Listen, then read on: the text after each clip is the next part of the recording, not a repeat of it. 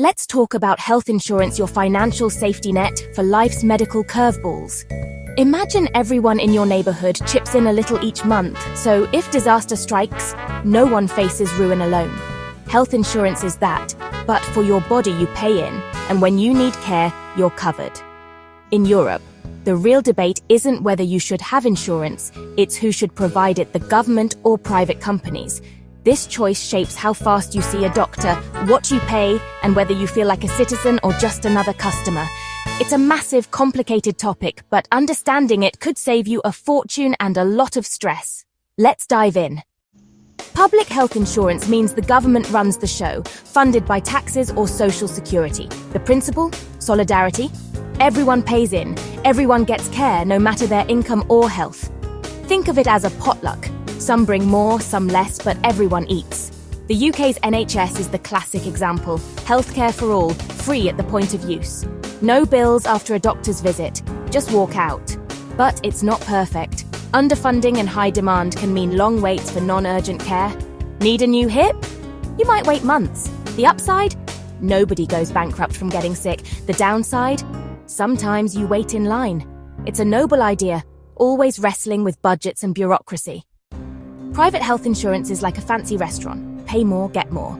You pay a monthly premium to a company which covers your bills, if you fit their risk profile. The selling point? Choice and speed. Want a specialist tomorrow? Private insurance can make it happen. In Europe, private insurance often supplements public coverage, letting you skip lines or get extra perks. But it's expensive, especially if you're older or have health issues. The risk, a two-tier system where the wealthy get faster, better care. Private insurance works best for the healthy and wealthy. For everyone else, it can mean higher costs or less access. It's healthcare as a luxury product.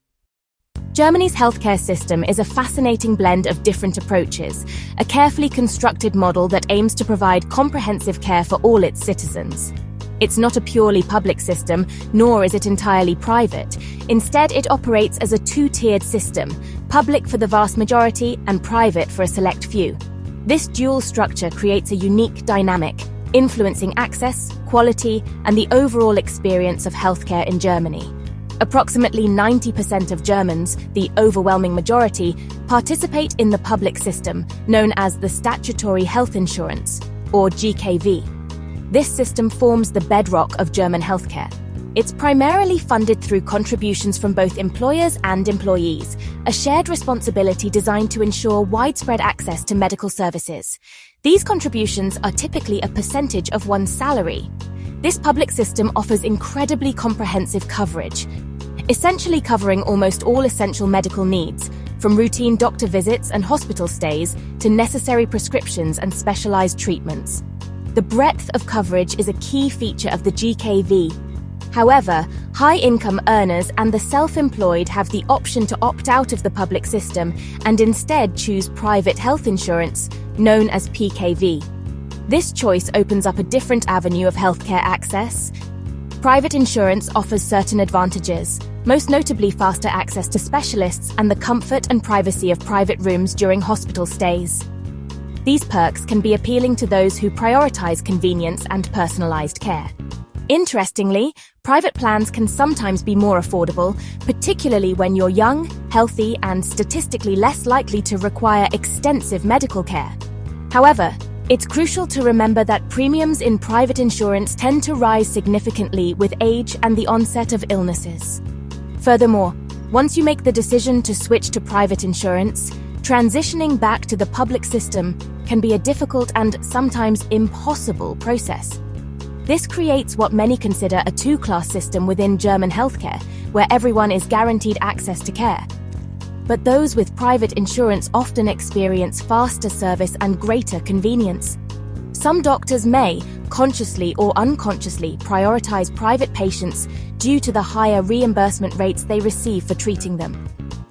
Ultimately, Germany's healthcare model represents a continuous balancing act between the principles of solidarity and individual choice, a balance that, despite its strengths, is not without its inherent inequalities.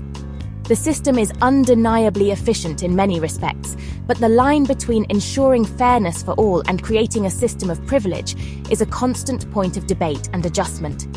It's a complex and carefully choreographed dance with real-world consequences for the health and well-being of every German citizen. The NHS, the National Health Service, is more than just a healthcare system. It's Britain's pride, a symbol of national identity and a testament to the country's commitment to socialised medicine. It represents a core belief that healthcare is a right, not a privilege, and should be accessible to all, regardless of their financial status. The founding principle of the NHS is simple yet profound. Healthcare for all, free at the point of use. From routine checkups to complex surgeries, every resident of the UK is entitled to receive medical treatment without having to worry about the immediate financial burden. This commitment to universal access has shaped the lives of generations of Britons. Funded by taxes, the NHS operates on a system of collective responsibility. Every working citizen contributes to the pot, ensuring that healthcare remains free for everyone. It's a system that embodies the spirit of community and shared responsibility, a cornerstone of British society. The funding model, while intended to provide stability, has also become a point of contention in recent years. Stepping into an NHS facility, patients are greeted not with bills or insurance cards, but with the promise of care. The focus is solely on their well-being, removing the anxiety and stress associated with healthcare costs. This simple act of providing care without financial barriers has a profound impact on the lives of individuals and families across the nation. Over the decades, the NHS has saved millions from financial ruin, preventing countless families from falling into debt due to medical expenses. It has been a safety net, a source of comfort, and a symbol of hope for those facing health challenges. The peace of mind that comes with knowing that healthcare is available, regardless of ability to pay, is invaluable. The NHS is fiercely protected by the public, who view it as a sacred institution. Any perceived threat to its existence or principles is met with widespread outrage and resistance. The public's unwavering support is a testament to the NHS's enduring legacy and its importance in the lives of ordinary Britons. However, the NHS is not without its challenges. Decades of underfunding, coupled with rising demand from an aging population and increasingly complex medical needs, have placed immense strain on the system. The consequences are being felt across the country. These pressures have led to unacceptably long waits for treatment and an overworked, often demoralized staff. Doctors and nurses are struggling to cope with the sheer volume of patients, leading to burnout and a decline in morale. The cracks in the system are becoming increasingly visible. Millions of people are now waiting months, sometimes even years, for routine treatments and specialist appointments. This backlog is causing unnecessary suffering and impacting the quality of life for countless individuals. The delays are not just statistics. They represent real people in pain, waiting for relief. Hospitals are stretched thin, operating at or beyond capacity, with limited resources and staff. The pressure on beds and facilities is immense, leading to overcrowding and compromising patient care. The system is struggling to keep up with the ever-increasing demands placed upon it. As a result, private insurance is growing in popularity as individuals seek alternatives to the long waits and strained resources of the NHS. This trend raises concerns about equity and access to healthcare. Private healthcare allows some to skip the NHS queue, accessing faster treatment and more personalized care. This creates a two-tiered system where access to healthcare is increasingly determined by wealth. This creates a parallel track, a divergence in the quality and speed of care available to different segments of society. The implications of this trend are far-reaching and raise fundamental questions about fairness and equality. Those who can afford to pay are able to get treated sooner, while others are left waiting, potentially experiencing worsening health outcomes. This disparity undermines the founding principles of the NHS. Despite these challenges, the NHS remains beloved by the vast majority of the British public. It is seen as a source of national pride and a symbol of social justice. However, it faces a constant struggle between its founding ideals of universal access and the harsh realities of limited resources and growing demand. The gap between promise and delivery is widening. Is it fair that money buys faster care, creating a system where some are prioritized over others based solely on their ability to pay? This is a question that weighs heavily on the conscience of the nation. That's the uncomfortable question at the heart of the NHS debate, a question that demands honest and open discussion. The future of the NHS depends on finding a way to reconcile its ideals with the practical challenges it faces. The NHS is a national treasure, a vital part of British heritage, and a symbol of the country's commitment to social welfare. Its survival is essential for the well-being of the nation. But it's also a system under immense pressure, fighting to survive in an era of austerity and increasing demand. The question is, can the NHS adapt and thrive, or will it continue to crumble under the weight of its challenges? France blends public and private for a system ranked among the world's best. Everyone is in the public plan, funded by employer and employee contributions. The state covers most costs, about 70 to 80%, and reimburses you quickly. For the rest, nearly everyone has a private mutual to cover co-pays, often provided by employers. This means almost no one faces big out-of-pocket bills. You get choice and fast access, and can see specialists without referrals. But it's expensive, and the quality of your mutuelle can depend on your job or income. France's system offers both security and flexibility, but keeping it excellent is costly. It's universal care with a gourmet twist. Switzerland's healthcare system is often lauded for its quality and accessibility. It operates on a principle of universality, ensuring that every citizen and legal resident has access to medical care. This commitment to universal coverage is a cornerstone of Swiss social policy, reflecting a deep-seated belief in the importance of health and well-being for all. However, unlike many other developed nations with universal healthcare, Switzerland's system is run almost entirely by private insurers. The government mandates that everyone have health insurance, but the responsibility for providing that insurance falls to a network of private companies. This unique approach blends the principles of universal access with the mechanisms of a market-based system. To ensure universal coverage, everyone must buy a basic plan from one of many non-profit companies. These companies are regulated by the government, but they operate independently in the insurance market. The selection of a plan is an individual responsibility, allowing people to choose coverage that best suits their needs and budget. There are no exceptions to this rule. Health insurance is not optional. It's a legal requirement for all residents.